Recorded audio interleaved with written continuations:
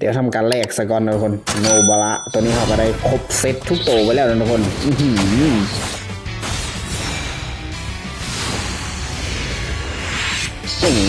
เพราะว่าเป็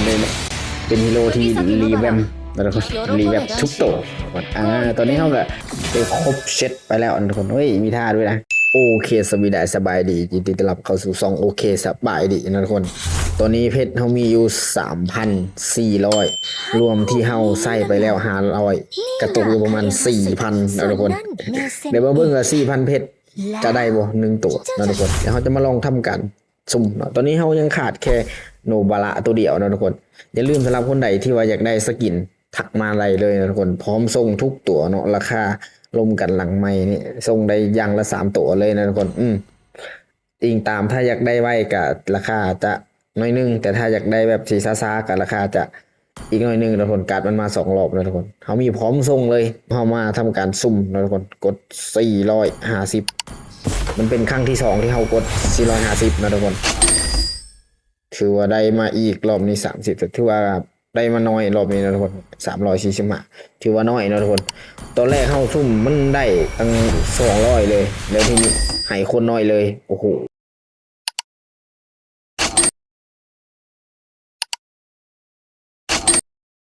ยาทุกคนยา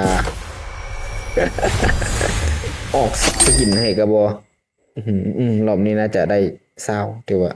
ชิบโดยนี่ได้ประมาณ100นะทุกคนโอ้โหว่านักกันตัวหนึ่งสำหรับคนที่มีพวกเอฟเฟกต์แบบนี้นะทุกคนนี่แบบนี้ถ้าว่าเฮาบ่มีเอฟเฟกต์มันจะเบิดหลายเลยทุกคนเด้อคือตรงนี้ของอ้ายมันมีเอฟเฟกต์เลยโอ้ลืมกดมารับเนี่ย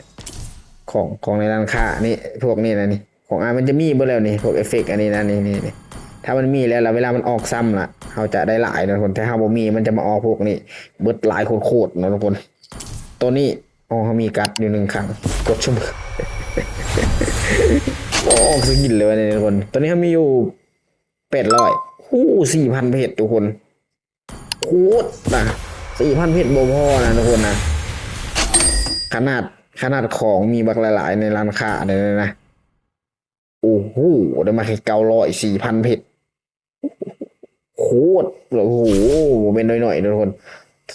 ไอ้ลองคำนวณแล้วประมาณ1 จุดปลายเกือบ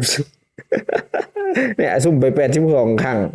ได้มา900 ปลายนะทุกคนโอ้บ่พอ1 ตัวนะทุกคนเฮาน่าจะจัดให้มันพอแล้วส่วนที่เหลือเฮาจะส่งถ้าว่าบ่มีลูกค้ามาปิดก็คือขาดทุนยับพยายามว่ากิจกรรมนี้เบิดหน่อยกะยานะทุกคนโอ้ปานนั้นเขาส่งให้กันราคาถึกๆได้วะโคตรเบิดหลายเลยทุกคนประมาณ 4,000 ปลายพุ่นแหละกดอีกขาดตั้ง200ทุกคนเบิดไป 4,000 ปลายเพชรแล้วเนี่ยเกินไปทุกคนโอ้โหอย่าลืมสำหรับคนใดที่ว่าอยากได้สกินนะเพื่อนสามารถทักมาได้พร้อมส่งให้นะทุกคนโอ้โหว่าง่ายตอนนี้นะเบิดล้านปลายแล้วเนี่ยยังบ่ฮอดใส่เลยทุกคนยังขาดอีก200คิดเบิ่งโอ้โหแล้วแต่อันนี้มันแล้วแต่ดวงนะทุกคน130จะได้ซุ่มอีก10โทเค็น160ได้มาอีก190ได้มาอีก180นะทุกคนตอนนี้เขาขาดอยู่200โอเคเดี๋ยวเขาจัดเพชรเข้ามาอีกแล้วทุกคน1,197รวมตัวเก่าเดี๋ยวหลังจบคลิปเขาจะมาสรุปว่าเขาเบิดเท่าไหร่นะเขาขาดดูแต่น้อยหนึ่งนะทุกคนน่าจะกด2 ครั้งถือว่าได้หลายแล้วนี่โอ้ก็ถือว่ายังโชคดีนะทุกคนรอบนี้ได้หลายอยู่โชคดีนี่มันได้ออก12นี่มีแค่ตัวนี้ที่เก่ากับตัวนี้เกือบได้ดอกนะทุกคนยังขาดแค่5โทเค็นเดี๋ยวเขากด1 ครั้ง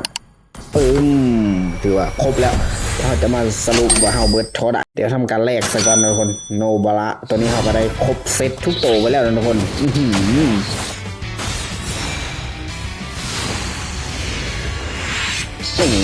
เพราะว่าเป็น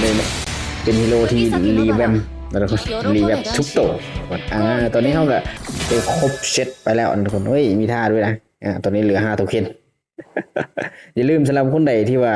สนใจนะทุกคนทักมาได้นะทุกคนสำหรับคนใดก็คือรับส่งนะทุกคนไม่ว่าจะเป็นฝั่งไทยลาวพม่ากัมพูชาส่งได้หมดนะทุกคนก็คือในการส่งต้องเป็นเพื่อนกัน7 วันนะทุกคน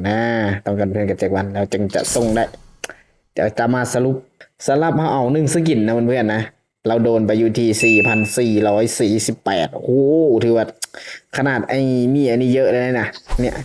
มีพวกเอฟเฟกต์ครบทุกอันเลยนะเนี่ยถ้าคนที่บ่มีเอฟเฟกต์ล่ะบ่จะคิดเลยว่ามันจะเบิดเท่าไหร่ทุกคนโอ้โหโคตรสำหรับคนจะเอาเลยนะแต่สำหรับคนใดที่ว่าอยากได้การ์ดมันมาแบบนี้นะมันจะประหยัดนะทุกคนอย่าลืมสำหรับคนอยากเติมมาเติมได้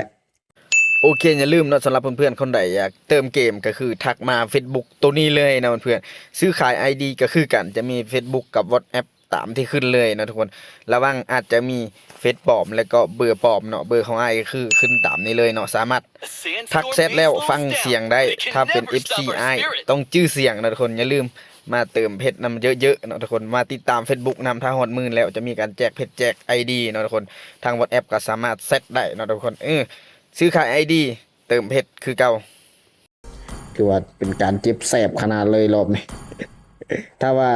สกินขายบ่ออกก็คือขาดทุนอยู่ประมาณ 1.5 เอ้ยอยู่ใส่โนบละเนี่ยมาแล้วเนี่ยถ้าว่าเฮาขายบ่ออกก็คือขาดทุนอยู่ 1.5 นะโอเคคลิปนี้จะประมาณนี้นะทุกคนนะอย่าลืมสำหรับคนใดอยากได้คือทักมาเลยคลิปนี้ขอสัก10 ไลค์